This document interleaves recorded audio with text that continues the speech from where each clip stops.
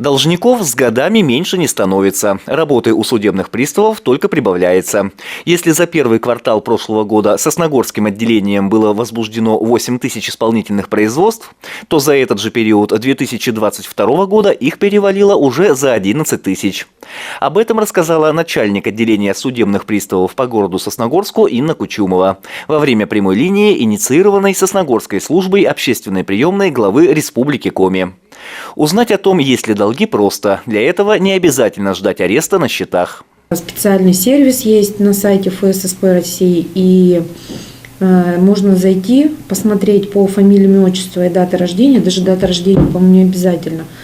Если юридическое лицо, то ИНН или ОГРН, и можно посмотреть долги, можно там оплатить долги. Если гражданин с компьютером и интернетом на «вы», то тут поможет прямое обращение по телефону.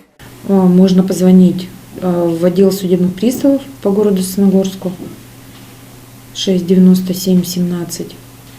У нас есть дежурный судебный пристав, он дает информацию как раз-таки вот по таким долгам.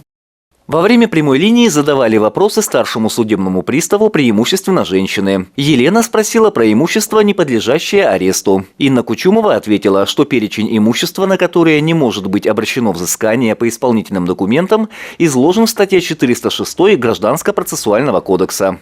В случае возникновения спорных вопросов о принадлежности имущества заинтересованная сторона может обратиться в суд с заявлением об исключении из акта описи ареста имущества. Еще один вопрос касался правомерности взыскания алиментов с пенсии по инвалидности. Старший судебный пристав рассказала, что такое взыскание возможно и правомерно. Андрей Калиничев, Наталья Максимова, Евгений Юрин, Вести Тимана, Сосногорск.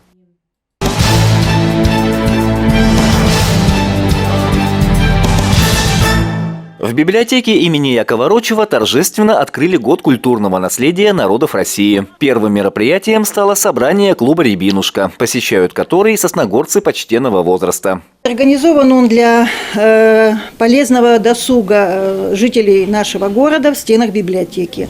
Это различные тематические встречи с интересными людьми, в том числе и представителями культуры и искусства города Ухты. У нас не раз были гости.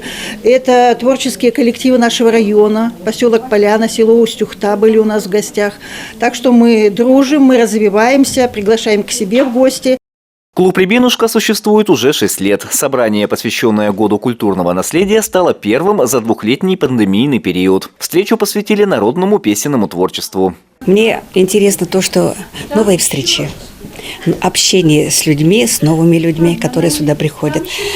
А потом очень интересно рассказывает Татьяна Григорьевна, вообще ведет вот это мероприятие, все мероприятия она ведет очень интересно. Во-первых, она рассказывает о писателях, о поэтах, о знаменитых людях, о певцах. И настолько вот интересно все это.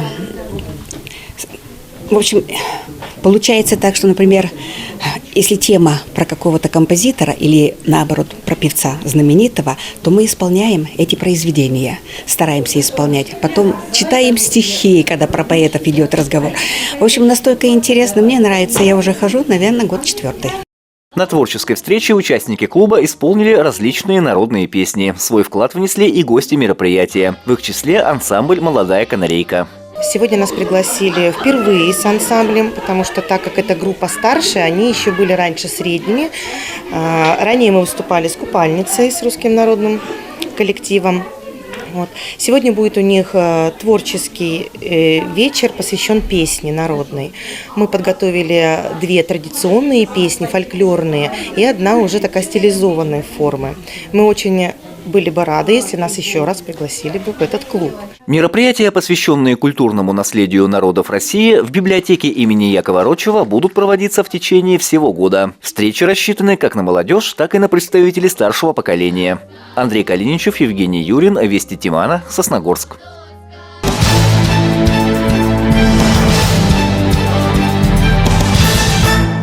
Молодежный интеллект-центр «Мост» на базе библиотеки имени Якова Рочева предлагает поучаствовать в челлендже «Литературное и кино-бинго». Читателям предлагается 2 поля. Одно посвящено книгам, второе – фильмам. В течение года участники читают или смотрят кино в соответствии с заданиями, указанными в клетках. Конечно же, мы будем проверять то, как ребята выполняют бинго, то есть они записывают литературные произведения, которые прочитали, или фильмы, и мы делаем небольшой опрос о том, что понравилось, что не понравилось, какие, может, литературные герои зацепили. Достаточно заполнить один ряд по горизонтали, вертикали или диагонали, чтобы получить небольшой приз. А если удастся закрыть поле полностью, приз будет уже посерьезнее. Обязательное условие – одной кинолентой и одним литературным произведением можно закрыть только одну клетку, даже если подходит сразу под несколько тем. Записаться можно у нас. Вы приходите, говорите, что мы участвуем в литературном бинго. Либо можно написать в сообщение сообщества группы «Мост». Организаторы челленджа призывают делиться своими успехами в соцсетях, делая публикации с хэштегами «Мост» и «Бинго». Итоги подведут в конце декабря. Полина Бастракова, Евгений Юрин, Вести Тимана, Сосногорск.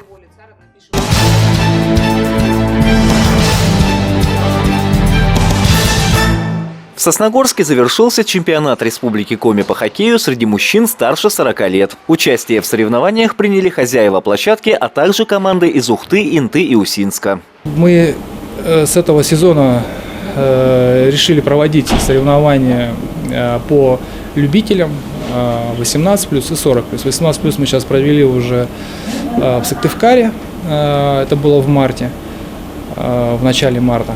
Вот, сейчас мы проводим начало апреля чемпионат республики среди мужских команд 40+. Открыла соревнования встреча команд из Сосногорска и Ухты. Родные стены хозяевам чемпионата не помогли. Завершилась игра со счетом 8-0 не в пользу Союза. Игра была, как всегда, тяжелая. Видно, что ребята еще играют только полсилы. А что нас подвело, это, наверное, возраст. Уже немножко мы как бы постарше их будет. Там уже всем за 50 лет, именно к сосногорским ребятам. А ребята только пришли в возраст 40 лет. Ну вот, наверное, это главная роль сыграла, что мы немножко устали. Победителем чемпионата стала ухтинская команда, представлявшая общество «Газпром Трансгаз Ухта». На втором месте гости из Инты. Замыкает тройку призеров команда «Гера» из Усинска. Сосногорский союз на 4-м месте. Андрей Калиничев, Евгений Юрин, Вести Тимана, Сосногорск.